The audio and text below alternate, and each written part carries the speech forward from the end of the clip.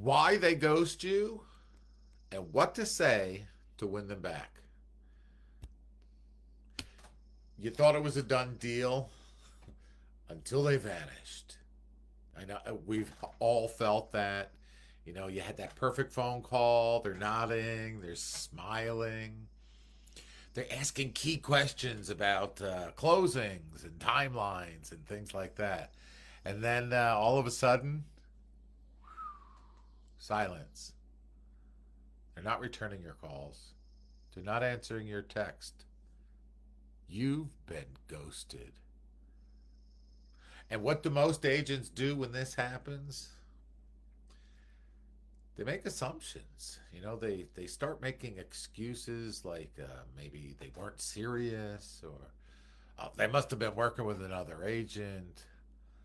Um, you know, it's the market. The market's tough. But you know what? That's all bullshit. You know, it's not them. It's it's not the script. What it is the connection. You know, today we don't talk about slick one-liners or magic closes. They just don't happen. You know, what we're doing is we're going deeper into human psychology, behavior, and truth. So what we're going to do is we're going to break the pattern and win them back without begging, without sounding desperate, without pleading, and without pitching. Um, the first thing we need to do, though, is need to understand why they ghost you. Um, and the simple fact is they didn't ghost you; they just disconnected from you. You know, buyers and sellers, they don't vanish; they just emotionally disconnect. Why? You know, maybe you pushed a little bit too much. Maybe because you chased, or maybe because you didn't lead. You know, here's a fact: fear causes silence. You know, fear of making a bad decision, fear of buyer or seller's remorse, fear of confrontation, and most of all, the fear of being sold. Because nobody wants to be sold. You know, when they ghost, they're not gone. They're just protecting themselves. You know, it's easier to just to hide than to explain.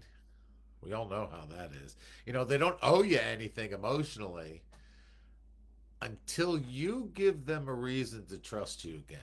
So what I'm saying here is the key point is they didn't ghost you. They ghosted who they thought you were becoming. You know, like I said, the script isn't. It's not the problem. You know, most sales scripts are robotic and assumptives. Um, are you ready to move forward? Have you made a decision yet? And the one I hate, just checking in. Can't stand that one. Um, you know, these lines here, what they do is they trigger resistance and they cause pressure. You know, no, no, no, I'm not ready yet. You know, they remind the prospect that they owe you an answer. So they just avoid you because they don't want an answer.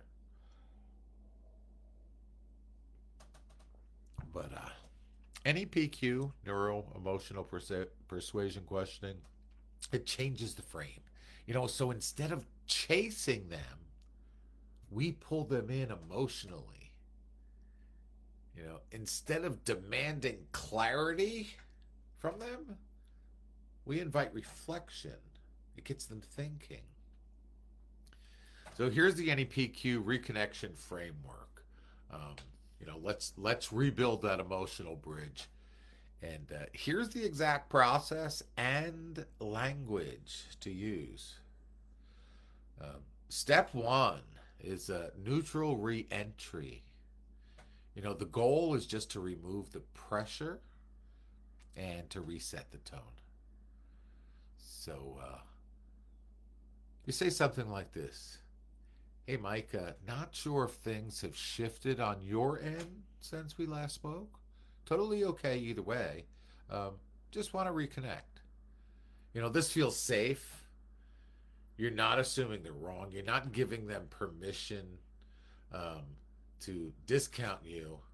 You're giving them permission to be honest. Step two, the emotional check.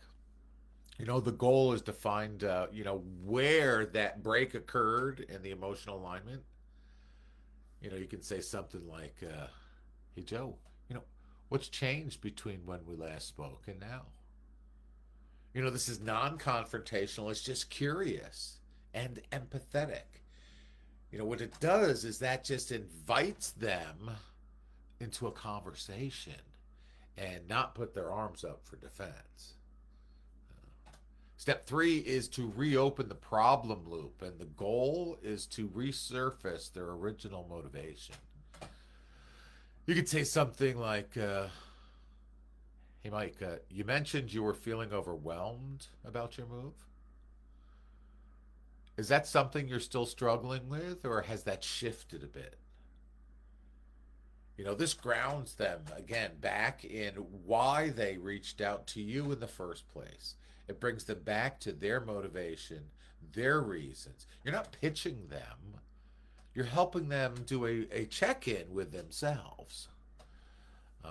Number four, you need to clarify the delay, and the goal is to discover the real objection, but gently.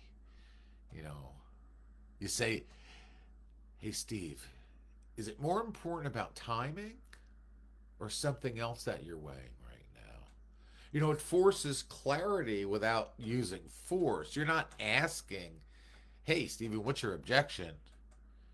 You're saying, hey, let's look at the truth together. Step five is you need to validate and extend the hand.